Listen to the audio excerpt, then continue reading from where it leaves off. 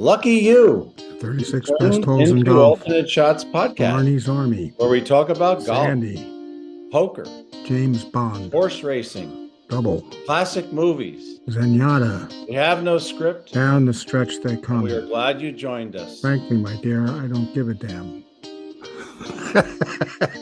Well, Alternate Shots fans, we are incredibly lucky to have someone. I guess you have a 30+ year relationship with Mr. Hogan, starting back to about 1963 or 64. Jody Vasquez started out shagging with Mr. Hogan. He's going to tell you that story, but very few people had a relationship with Ben Hogan. I call him Mr. Hogan because that's the way he referred to people, and you referred to him.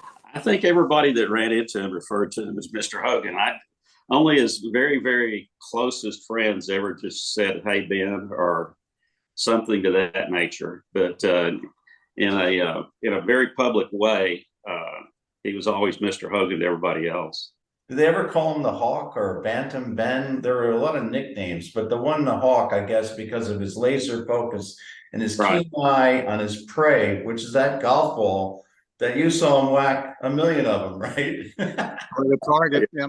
Yeah, no, nobody ever. Only the media did that, and he didn't care about the media. So the answer would be no.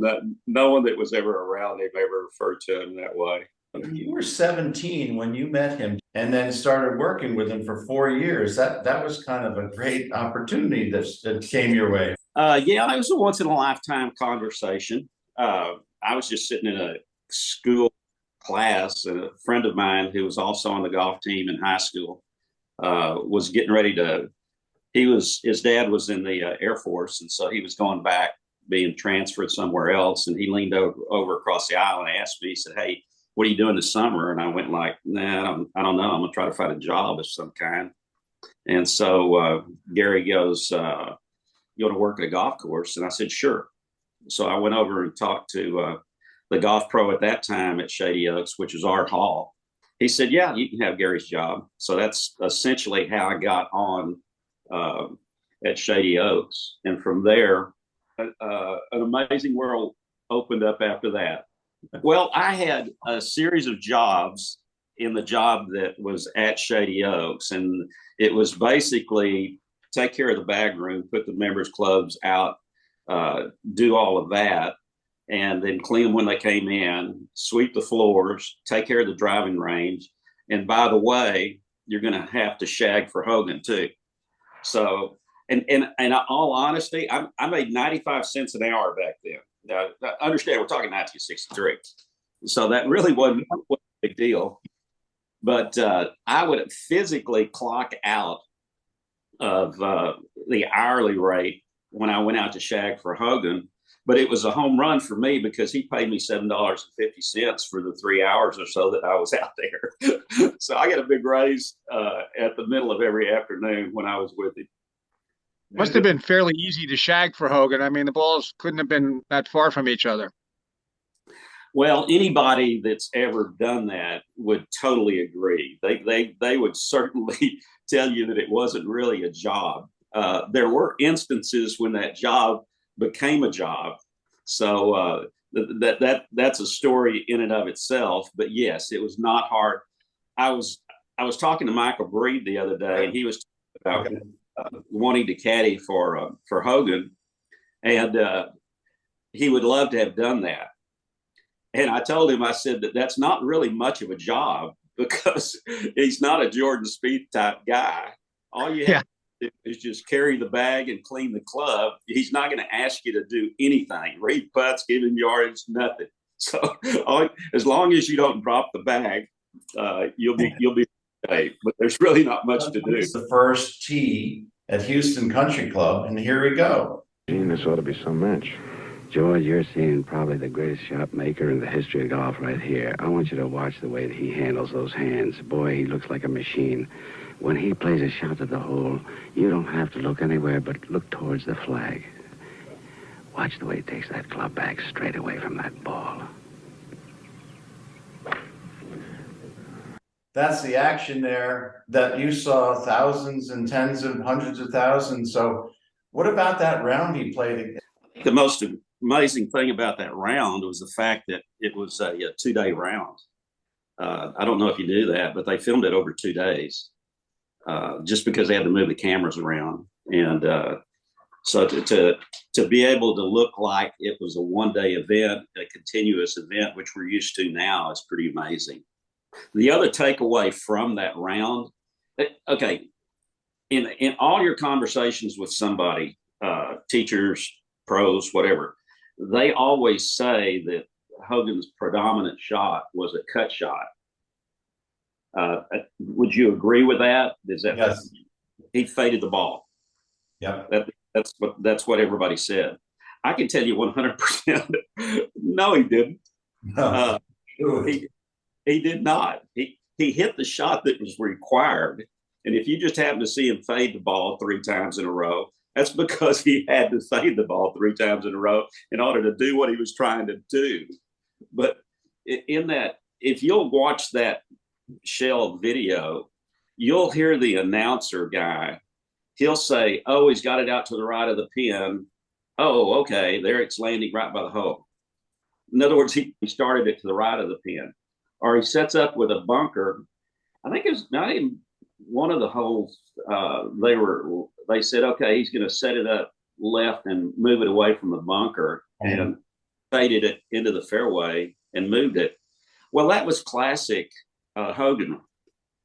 Hogan's conversation as far as approaching a golf shot was that you aimed at the trouble and then move the ball away. So if you had water on the left, he would aim down the left and then cut it back away from the water. Or if you had a bunker on the right, he would aim over toward the bunker on the right, and then he'd hook it away from the bunker. And his concept was that I'm going to move the ball, but I want to know that the ball is moving away from the trouble, not going at it.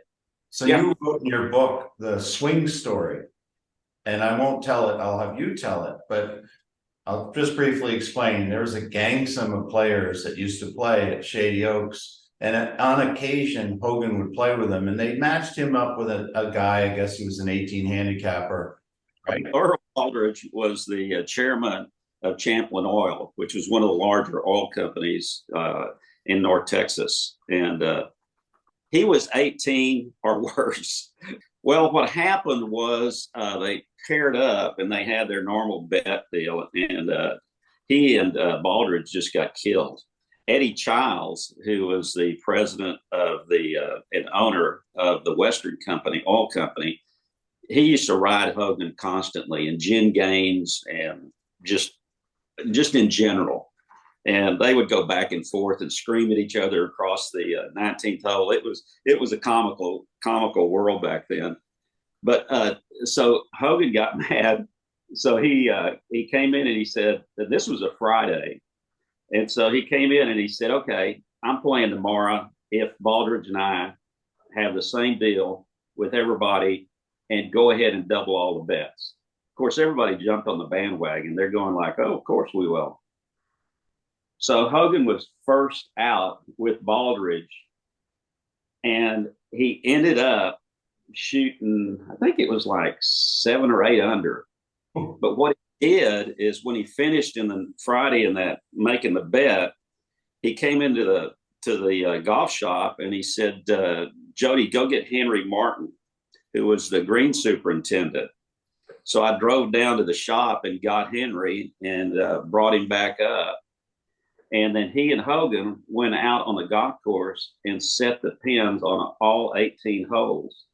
Now, Shady Oaks, you could put some pins out there that would be Augusta-like. And so Hogan went out there. Of course, everybody else that went out and played, shot a gazillion, and ended up shooting like 7, 8 under. Incredible round of golf. But what he did is he walked in the 19th hole when he finished, and he took his hat over and he just tossed it in the middle of the table, and he says, just put all the money in there. and then he went over and showered. Charlie, who was the guy that took care of the 19th hole, came back into the shop and told me, he said, I think there was as much as $20,000 in that hat they got through. I went, Wow, that's a big Good thing number. he didn't wear a visor. Oh. So Jody and Billy, we're looking at Ben Hogan, Mr. Hogan, typical day hitting the balls. I think this might be at a major championship site, Augusta. And look at to the left is Ken Venturi. He couldn't be 4 feet from him. He's trying to get some free pointers here. And the announcer is saying, you know, you don't worry about seeing this swing or next swing. It's not that important because as you'll see, as they turn up the volume, everyone looked the same. Warm up with a 9-iron, and at first glance, you may think that he's hitting the same club over and over again in this series. But you'll notice that his caddy is moving further and further away with each shot. His swing is so well grooved that they all look almost identical. So Jody, what do you think of that? I mean, you had firsthand experience from downfield into the fairway that he was hitting. Share with us that whole experience, and how many times did you get beaten on the head? I'm amazed in retrospect about that. I never got hit, ever. Now, I jokingly tell people, I know what a ball sounds like as it's coming by your head, because your worst nightmare when you're shagging for him is for it to be a clear blue sky, and the ball's coming, and if you lose it in the sky, just be patient. It's going to land somewhere next to you. Yeah, shagging was an amazing experience in and of itself, in the context that he hit some pretty amazing shots. A lot of guys like to use a towel when they have a player and they're shagging for him. I really didn't. And I didn't do it on purpose because I wanted to see what the ball did when it hit the ground. Because I could tell by his motion and the ball on the ground, you know, what he was really trying to do with the ball. And to me, that was kind of a learning experience in that regard. So, yeah, I think as far as the video is concerned, I've seen a gazillion videos of him. And I think that what people lose and don't really, well, what they probably aren't privy to or trying to understand is the athleticism that he was invoking into the golf swing. If you think about those swings and you sit there and watch them, and they do look all the same, and all his swings look the same. What he accomplished that I think everybody loses sight of is he accomplished what athletes, really good athletes, want to accomplish, and that's balance in transition. You can take whatever athletic, you know, I don't care if it's a guy shooting a basketball or a football or a tennis racket or whatever. The really great ones are consistent in there. And so if you look at him, look at the way he transitions and how he's in perfect balance. Because what he always used to say is the point of getting the club to the top is to make sure it's in a position where you can return it to the ball. And then you can then not worry about struggling about balance as you're coming into the ball. What you're going to do with the club face is be able to control the angle of the club face because you got balance and you don't have to worry about that part. So to me, that was the biggest takeaway from watching video of him is he's just always in balance. And if you're that good and that consistent, guess what? You're going to hit great golf shots. Essentially, that's what he shared with you was the secret. And part of that secret, as I read from you, was, and you shared, I guess the first person you shared with you admitted was Nick Faldo, who could understand it. It's quite technical, but it's the balance. It's the way he took the club back in his right knee position and then the club through. But it was also the cupping. Why don't you elaborate? We'll allow you to get really technical here because I think people would like to understand that. And tomorrow morning, driving ranges are going to be overcrowded with people trying what you're talking about. Okay, well, whoever tries this, remember this part. Okay, I explained it to Faldo. Nick went away. I saw him probably 6-8 months later. He said to me, he said, that don't work for me. And I went like, I didn't say it was going to work for you. I said that's what he did. It worked for him. I said, but you can't argue with the principle in which he used in order to maintain his balance and try to compress the ball. When he was talking to me about that swing motion that evening, I did ask him. I said, why didn't you include your knee action position in the article? And his comment made a lot of sense, that I'm not going to tell him everything. Yeah. And so he was so obvious. Oh yeah, absolutely he was. So there was no reason for him to share it. And honestly, I in all the years up until the time that he passed, which was in '97, I never heard of anybody ever being told that. So why he told it to me that day, I have no clue. They were trying to make a living. It wasn't. Faldo asked Hogan which were the most important tournaments that Hogan played in, thinking he'd say, Augusta, the U.S. Open, British, whatever. Hogan's answer was really straightforward. He said the ones they always wrote checks for. Words. I was looking to make money. I didn't care about the prestige of the event. I wanted the check. And that's where those guys were. That's how they lived. And he ran down to dollars in his pocket early in his career, and then finished some event where he made $300 or $400 and $700. And people think, oh, big deal, but that was a life savings back in. The tournament he always pointed to, which was the transition of his golf life, was at Pinehurst in the North-South.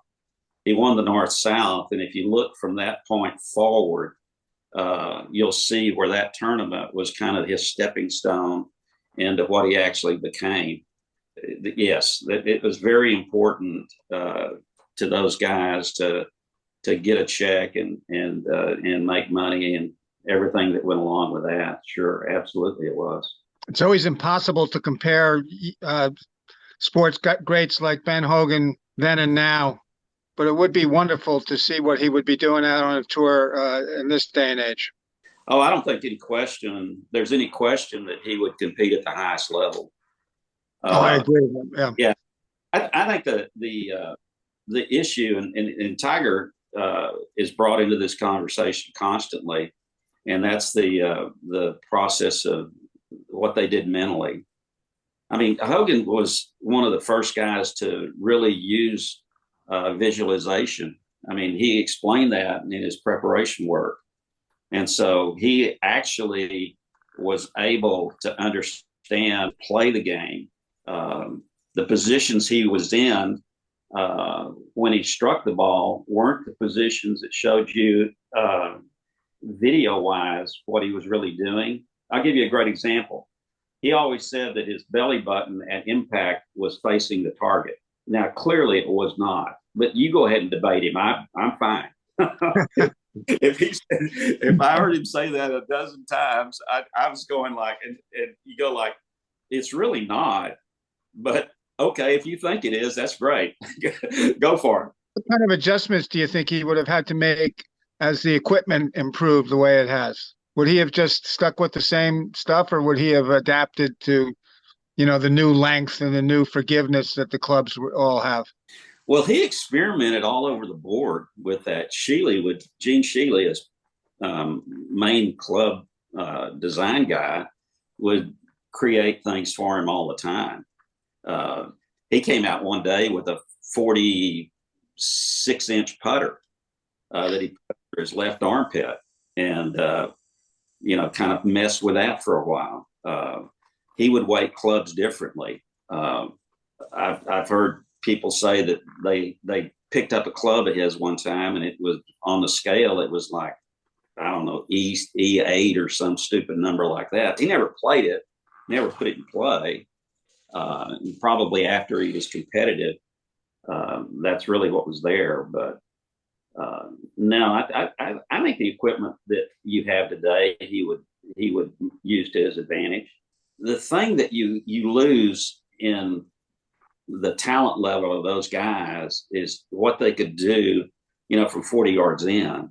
I mean, they they really were outstanding in the short game area.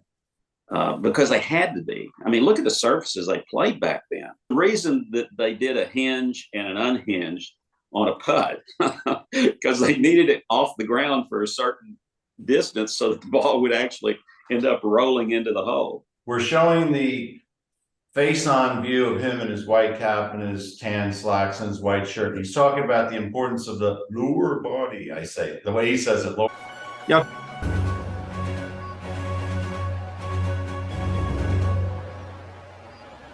Well, the most important thing in a golf swing to me is the movement of the lower body from the top of the swing.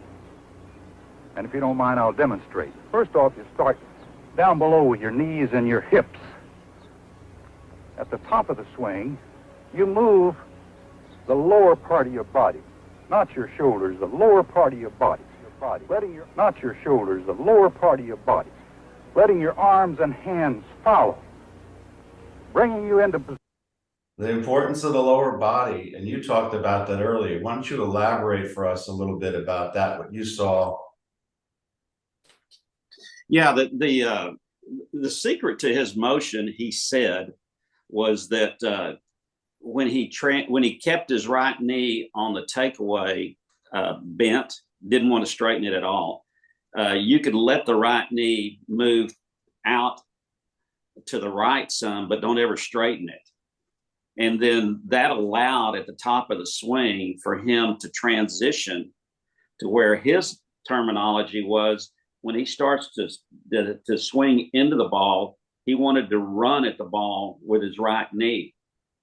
So he used his right knee to accelerate into the ball and make him consistent.